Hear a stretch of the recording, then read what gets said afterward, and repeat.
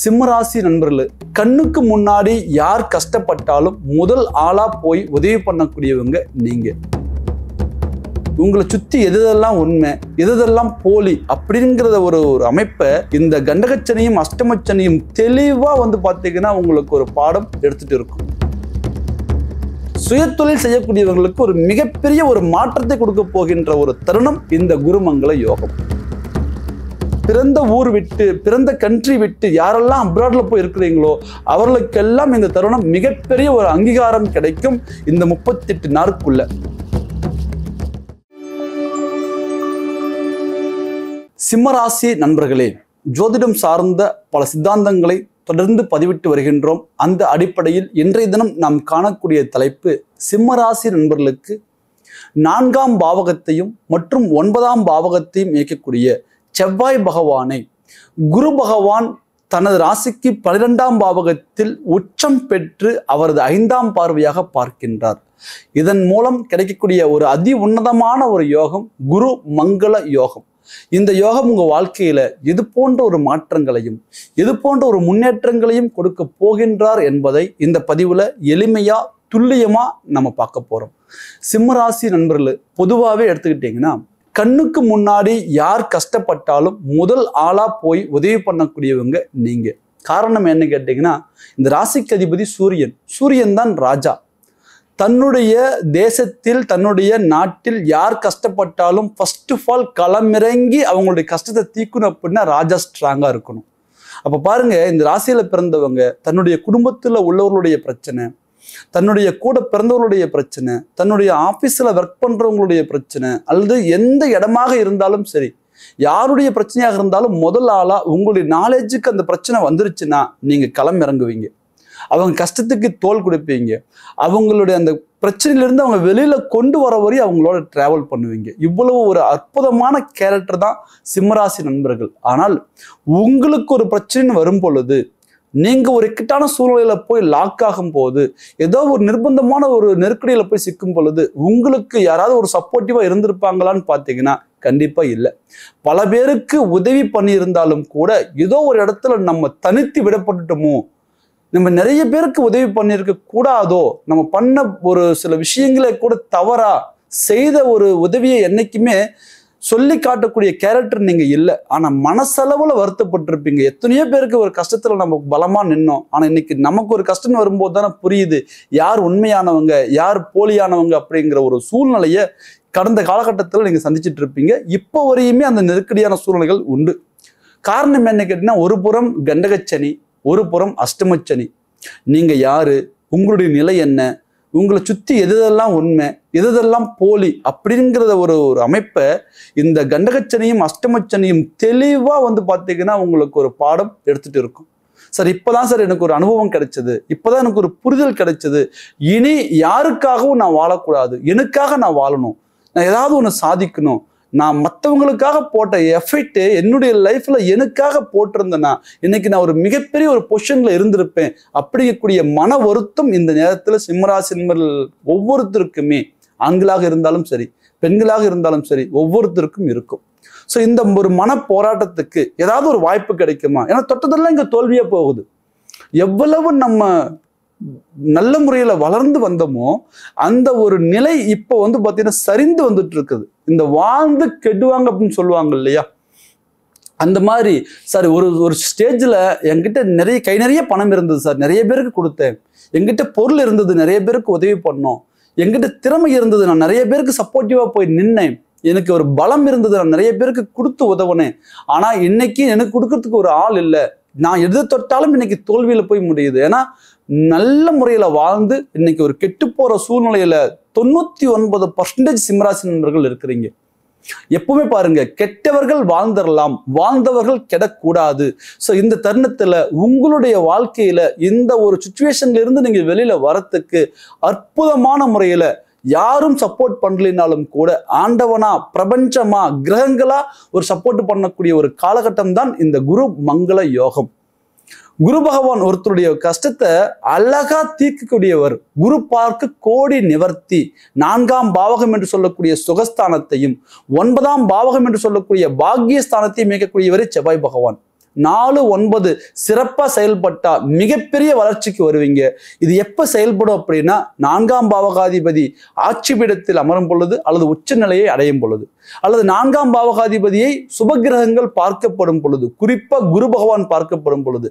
இது இந்த 2025ஆம் ஆண்டு அக்டோபர் மாதம் 27ஆம் தேதி முதல் டிசம்பர் மாதம் 5ஆம் தேதி வரை சரியாக 38 நாட்கள் உங்களுக்கு கிடைக்க போகின்றது. இந்த 38 நாட்கள் உங்களுடைய முயற்சிகளை பலப்படுத்தும் பொழுது, யார் முன்னாடி எல்லாம் நீங்க அவமானப்பட்டீங்களோ, யார் முன்னாடி எல்லாம் தலகுனிந்து நின்னீங்களோ, யாரால நீங்க ஒதுக்கப்பட்டீங்களோ, யாரெல்லாம் உங்களுக்கு துரோகம் செய்தார்களோ, அவர்கள் முன்னாடி நீங்க சாதித்து காமிக்கக்கூடிய ஒரு அற்புதமான ஒரு தருணத்தை இந்த குருமங்கள யோகம் கொடுக்கும்.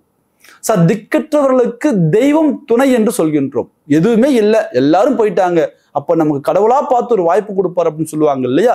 அந்த வாய்ப்பு தான் இந்த குருமங்கள யோகம். இந்த குருமங்கள யோகம் ஃபர்ஸ்ட் ஆஃப் ஆல் உங்களுடைய வாழ்க்கையில தொழில் முறையில உள்ள மிகப்பெரிய ஒரு தடங்கல்களை சரி பண்ண போகின்றார். ஏன்னா உங்களுடைய ராசிக்கு பாருங்க 10ஆம் பாவகம் என்று சொல்லக்கூடிய தொழில் ஸ்தானம் சுக்கிரனுடைய வீடா இருக்குது. ஆனாலும் கூட தொழில் காரகன் என்று சொல்லக்கூடியவர் சனி பகவான். இந்த சனி பகவான் 8ஆம் பாவகத்தில் இப்ப போய் அமர்றார். அதுவும் பாருங்க வக்ரம் பொருந்தி இருக்கிறார். இந்த தருணம் பாருங்க, எவ்வளவு நீங்க முயற்சி பண்ணியிருந்தாலும் தொழில் முறையில ஒரு வளர்ச்சி இருக்காது. அதே நேரத்துல தொழில் முறையில ஒரு பொருளாதார மேன்மை இருக்காது. ஸோ தொடர்ந்து அதுல உழைப்பு மட்டும்தான் கொடுக்குறோம், எங்களுக்கு அது ரிட்டனா வரல, லாபமா மாறல, நிர்வாகம் இருக்குது ஆனா ஆட்கள் அங்க இல்லை, ஆட்கள் இருக்கிறாங்க ஆனா இங்க ஜாப் இல்லை. ஸோ இது ஏதோ ஒரு வகையில வந்து பாத்தீங்க அப்படின்னா டிஸ்டர்ப்டாவே போயிட்டு இருக்கு. சுயத்தொழில் செய்யக்கூடியவங்க, பெரிய பெரிய கம்பெனி வச்சு ரன் பண்ணக்கூடியவங்க கூட இந்த 5 வருட காலகட்டமாகவே சார் இந்த கம்பெனி எல்லாம் கொடுத்துட்டு நான் ஏதாவது ஒரு இடத்துல போய் ஒரு ஜாப்ல சேர்ந்துடலாமான்னு ஒரு எண்ணம் இருக்குங்கிற ஒரு சூழ்நிலைக்கு தள்ளப்பட்டவர்கள். ஆக சுயத்தொழில் செய்யக்கூடியவங்களுக்கு ஒரு மிகப்பெரிய ஒரு மாற்றத்தை கொடுக்க போகின்ற ஒரு தருணம் இந்த குருமங்கள யோகம். அப்போ உங்களுக்கு தொழில் ரீதியாக நீங்க முயற்சி பண்ணுங்க, கண்டிப்பா நீங்க சாதிச்சு மேல வருவீங்க. அதை தாண்டி உத்தியோகத்துக்கு போகக்கூடியவங்க, உத்தியோக ரீதியாக இருக்கக்கூடியவங்க, ஒரு ஜாப்ல போய் இருக்கிறோம், அது கவர்மெண்ட் ஜாபா இருந்தாலும் சரி, இல்லை பிரைவேட் ஜாபா இருந்தாலும் சரி, அடுத்தவர்களுக்கு கீழே வேலை செய்யறோம் அப்படிங்கிறவங்க போது மிகப்பெரிய ஒரு சவால் இருக்கும். பொதுவாகவே சிம்மராசியில பிறந்தவங்க அடுத்தவங்களுக்கு கீழே போய் அடிமையா வேலை செய்யறதுக்கு விருப்பம் இருக்காது. ஏன்னா தன்னுடைய அந்த திறமைன்னு ஒன்று இருக்குல்ல, அந்த திறமைக்கு அந்த இடத்துல அங்கீகாரம் இருக்காது. தன்னுடைய அந்த ஒரு மதிப்புக்கு அந்த இடத்துல நமக்கு ஒரு மரியாதை இருக்காது. ஸோ தன்னுடைய அனுபவத்துக்கு கூட அந்த இடத்துல ஒரு மரியாதை இருக்காது. தன்னை விட ஒரு திறமை இல்லாதவங்க, தன்னுக்கு தகுதி இல்லாதவங்களுக்கெல்லாம் ஒரு அங்கீகாரம் கொடுக்கக்கூடிய இந்த சமுதாயம் திறமையானவர்களுக்கு ஒரு சோதனையை கொடுத்துரும். அந்த மாதிரி பாருங்க, கடந்த காலகட்டங்கள்ல அரசனை போல் வாழக்கூடிய சிம்மராசி நண்பர்கள் இந்த சனியுடைய தாக்கத்தால அடிமையா போய் இந்த இடத்துல போய் லாக் ஆகணுங்கிற ஒரு சூழ்நிலை கொடுத்துருச்சு. ஸோ ஒவ்வொருத்தருக்கு பாருங்க சுயத்தொழில் பெரிய லெவலில் இருந்தாலும் கூட ஒரு ஜாப்ல போய் சேரக்கூடிய ஒரு சூழ்நிலைகள் இருக்கும். தொழில் செய்யக்கூடிய திறமை இருந்தாலும் ஒரு ஜாப்ல போய் நம்ம ஜாயின் பண்ணியிருப்போம். ஸோ அப்போ அந்த ஜாப்ல வந்து பார்த்தீங்கன்னா நமக்கு ஒரு அங்கீகாரம் இருக்காது, அல்லது தனக்கு தகுந்த ஒரு மரியாதை இருக்காது. ஸோ இந்த தருணத்துல உங்களுடைய ஜாப்ல உங்களுக்கு தகுந்த அங்கீகாரத்தை, நீங்க யார், உங்களால என்ன முடியும், என்ன முடியாது, என்னாலையும் சாதிக்க முடியுங்கிற ஒரு வாய்ப்பை உருவாக்கி தருவார். அதை நீங்க கண்டிப்பா சாதிச்சிருவீங்க. இந்த ஜாப்ல இருக்கக்கூடியவங்களுக்கு பாருங்க, கொடுத்த வேலையை செய்யணும், நான் என்ன சொன்னாலும் அதை நீ செய், சீரியஸ் தான் சொல்லியிருப்பார். சார் எனக்கு ஒரு திறமை இருக்கு சார், நான் இதை ஃபாலோ பண்றேன், அதெல்லாம் இல்லைப்பா உன்னால சரிப்பட்டு வராது, நீ அதெல்லாம் செய்ய மாட்ட அப்படிங்கிற மாதிரி நம்மளை நிராகரிச்சிருப்பாங்க. ஸோ ஆக தனக்கு என்ன திறமை இருக்குதுங்கிறது ஒரு வாய்ப்பு கிடைத்தால் மட்டும்தான் தெரியுமே தவிர வாய்ப்பு இல்லைன்னா தெரியாது. அந்த வாய்ப்பை உருவாக்கக்கூடிய ஒரு சூழ்நிலை தான் இந்த குருமங்கள யோகம். உங்களுக்கான வாய்ப்பு அமையும், கண்டிப்பா நீங்க சாதிப்பீங்க. நிறைய பேருக்கு பாருங்க அப்ராடு போகணும்னு ஆசை இருக்கு, ஆனா போக முடியல. ஏதோ ஒரு தடங்கள், ஏதோ ஒரு தோல்வி, கடைசி நேரத்துல வந்து பாத்தீங்கன்னா நான் எதிர்பார்த்த கம்பெனி கிடைக்கல, இல்லை எதிர்பார்த்த சேலரி கிடைக்கல, இல்லை எதிர்பார்த்த மாதிரி என்னால வந்து பயணப்பட முடியலைங்கிற தடங்கள் இருக்கும். கண்டிப்பா இந்த தருணத்துல வெளிநாடு போகக்கூடிய ஒரு வாய்ப்புகள் உண்டு. சார் ஆல்ரெடி நாங்கள் அப்ராட்ல தான் இருக்கிறோம், ஆனா இருந்தாலும் கூட எங்களால வந்து ஒரு பெரிய லெவல்ல ஏர்ன் பண்ண முடியல, தொழில் ரீதியாகவும் ஒரு டிஸ்டர்ப்டா இருக்கு. ஸோ அதே நேரத்தில் குடும்பத்திலேயும் ஒரு நிம்மதி இல்லை, எக்கனாமிக்கலி நாங்கள் ஸ்ட்ரகிள் ஆகிட்டு இருக்கிறோம். ஸோ இதுல இருந்து ஒரு மாற்றம் கிடைக்குமா அப்படின்னு நினைக்கக்கூடியவங்களுக்கு இந்த தருணம், ஏன்னா 8ஆம் பாவகம் என்பது இடமாற்றம். அப்போ தன்னுடைய பிறந்த ஊர் விட்டு, பிறந்த கண்ட்ரி விட்டு யாரெல்லாம் அப்ராட்ல போய் இருக்கிறீங்களோ அவர்களுக்கெல்லாம் இந்த தருணம் மிகப்பெரிய ஒரு அங்கீகாரம் கிடைக்கும் இந்த 38 நாளுக்குள்ள. ஒண்ணு. அதை தாண்டி இந்த செவ்வாய் பகவான் பாருங்க 4ஆம் பாவகத்தில் ஆட்சி பலம் பெறுகிறார். குரு பகவானது பார்வையை பெறுகிறார். அப்போ நிறைய சிம்மராசி நண்பர்களுக்கு பாருங்க, பூமி யோகம் அப்படிங்கிறது இந்த தருணத்துல ப்ராப்பரா கிடைக்கக்கூடிய ஒரு வாய்ப்புகள் உண்டு. சொத்துக்கள் ரீதியா இருக்கக்கூடிய பிரச்சனைகள் இருந்து வெளியில வருவீங்க. உங்களுக்கு ஒரு சொத்து இருக்கும், அந்த சொத்துல ஏதாவது ஒரு பிரச்சனை இருக்கும். ஸோ அந்த சொத்துக்கள்ல யாருக்கெல்லாம் பிரச்சனை இருக்குதோ, வழக்குகள் இருக்குதோ, இல்லை பாக பிரிவினைகள் சரியா வரல, இல்லை எங்களுடைய பங்கு இன்னொருத்தர்கிட்ட போய் லாக் ஆயிடுச்சு, அது எங்களுக்கு கிடைக்க மாட்டேங்குது, இல்லை 2-3 பேர் பார்ட்னர் இருக்கிறோம், அந்த பார்ட்னருக்குள்ள இஷ்யூ வந்தாலும் சொத்து விற்க முடியல, இந்த பிரச்சனைகள் இருக்கக்கூடியவங்களுக்கு சொத்துக்கள் ரீதியாக இருக்கக்கூடிய பிரச்சனைகள் தீரும். அதே தருணத்துல பாருங்க, பூமி வாங்கக்கூடிய ஒரு யோகம். சார் புதுசா ஒரு லேண்ட் வாங்கலாம்னு இருக்கிறோம், ஆனா வாங்கவே முடியல, அமையவே மாட்டேங்குது, ஏதோ ஒரு லேண்ட் பார்க்குறோம், ஏதோ ஒரு நெகட்டிவ்ல போய் முடியுது அப்படிங்கக்கூடியவங்களுக்கு புதிய பூமி சேர்க்கை இந்த தருணத்துல உண்டு. அதையும் தாண்டி இந்த குரு பகவான் 6ஆம் பாவகத்தை பார்க்கின்றார். இந்த 6ஆம் பாவகம் என்பது கடன், பகை, நோய். இந்த சிம்மராசியில பிறந்தவங்களுக்கு ஒரு மிகப்பெரிய சவால் பாருங்க, இன்னொரு இடத்துல போய் கடன் படுறது. தன்னுடைய தகுதிக்கு தகுந்த இடத்துல போய் கடன் பற்றமான கண்டிப்பா கிடையாது. சார் இவங்க கிட்ட எல்லாம் நான் கடன் கேட்கிற சூழ்நிலை எனக்கு உருவாயிருச்சு அப்படிங்கக்கூடிய ஒரு நெருக்கடியில தான் நம்ம போய் அந்த கடனை வாங்கியிருப்போம். ஆனா அந்த கடனுக்கு நம்மளால வட்டி கட்ட முடியல, இல்ல அந்த கடன் கொடுத்தவன் நம்ம தகுதிக்கு ஈக்குவலானவன் கிடையாது. ஆனா இப்ப அவங்க கிட்ட கடன் வாங்கிட்டுமே அப்படின்னு அவங்களுடைய பேசக்கூடிய பேச்சுக்களை எல்லாம் நம்ம கேட்கக்கூடிய சூழ்நிலையை கொடுத்துருச்சு அப்படிங்கிற அந்த மன உளைச்சல். எப்படியாவது பணம் ரெடியான உடனே முதல்ல இவங்களுடைய கடனை சால்வ் பண்ணிருன்னு நீங்க நினைச்சிருப்பீங்க இல்லையா? இந்த செட்டில்மெண்ட் இப்ப நடக்கும். நீங்க யாருக்கெல்லாம் வந்து கடன் பட்டீங்களோ கண்டிப்பா இந்த தருணத்துல பட்ட கடன் தீர்ப்பீங்க. உங்களுக்கு தகுந்த அந்த பணம் ஒரு சேர்க்கைங்கிறது இந்த தருணத்துல உண்டு. அதே போல பகைவர்களை வெல்வீர்கள். நமக்கு பாருங்க, ஏதோ ஒரு இடத்துல நம்ம என்ன உதவி பண்ணியிருந்தாலும் நல்ல பேர் வந்திருக்குமான்னு கேட்டீங்கன்னா, உதவி பண்ணி கெட்ட பேர் வாங்குறதுல சிம்மராசி நண்பர்களும் உண்டு. யாருக்கெல்லாம் நீங்க விழுந்து விழுந்து பாடுபட்டீங்களோ, யாரையெல்லாம் முக்கியம் நினைச்சீங்களோ அவங்கெல்லாம் உங்களுக்கு ஒரு துரோகத்தை கொடுத்துட்டு ஒரு சரியான முறையில் ஒரு பாடத்தை கற்பிச்சுட்டு போயிருப்பாங்க. ஸோ அந்த நேரத்துல எதிரிக்கு முன்னாடி நம்ம வாழ்ந்து காமிக்கிற லட்சியம் இருக்கு இல்லையா? இந்த தருணத்துல அந்த லட்சியத்துக்கு தகுந்த மாதிரி எதிரிகளை வெல்லக்கூடிய ஒரு வாய்ப்பும் இந்த தருணத்தில் உண்டு. வழக்குகள் தீர்ப்பீங்க. ஏதாவது ஒரு கேஸ் இருக்கு, அது குடும்ப ரீதியா இருந்தாலும் சரி, இல்லை தொழில் ரீதியா இருந்தாலும் சரி, அல்லது ஒரு லேண்ட் ரீதியா இருந்தாலும் சரி, சொத்துக்கள் ரீதியா இருந்தாலும் சரி, வழக்குகள் ரீதியா இருக்கக்கூடிய ஒரு பிரச்சனைகள் இருந்து வெளியில வருவீங்க. வழக்குகள் தீரும். சிம்மராசி நண்பர்களே, மிகப்பெரிய ஒரு சவால் உங்களுடைய வாழ்க்கையில இந்த இல்லறத்தை நடத்துறது, திருமண வாழ்க்கையில ஒரு பிரச்சனை, குடும்ப ரீதியா ஒரு நிம்மதி இல்லை, ஆண் பெண்ணுக்குள்ள ஒரு புரிதல் இல்லை, ஒரு அந்யோன்யமான ஒரு வாழ்க்கை முறை அமையல, எவ்வளவு விட்டு கொடுத்து போனாலும் அந்த குடும்ப ரீதியா ஒரு பிரச்சனைகள் போயிட்டே இருக்குது. காரணம் என்ன கேட்டீங்கன்னா, சூரிய பகவான் ஒளி கிரகம், 7ஆம் பாவகம் என்பது சனி பகவானுடைய வீடா வந்துடும். அப்ப பாருங்க, சனி என்பது இருள், சூரியன் என்பது ஒளி. பொதுவாகவே சிம்மராசியில பிறந்தவங்களுக்கு கணவன் மனைவி உறவு முறைகள் அல்லது காதல், இந்த ஒரு லவ்வர்ஸ் இருக்காங்க இல்லையா, இவங்களுக்குள்ள ஒரு சரியான ஒரு புரிதல் இருக்கிறது இல்லை. ஆரம்ப காலகட்டம் நல்ல முறையில் போற மாதிரி இருக்கும், ஆனா ஏதோ ஒரு பிரச்சனைகள் கொடுத்துரும். போதாத குறைக்கு கடந்த காலகட்டத்தில் இந்த சனி பகவானுடைய அஷ்டம சனியுடைய தாக்கம் இப்ப கரண்ட் சிச்சுவேஷன் வரையுமே இருக்கு.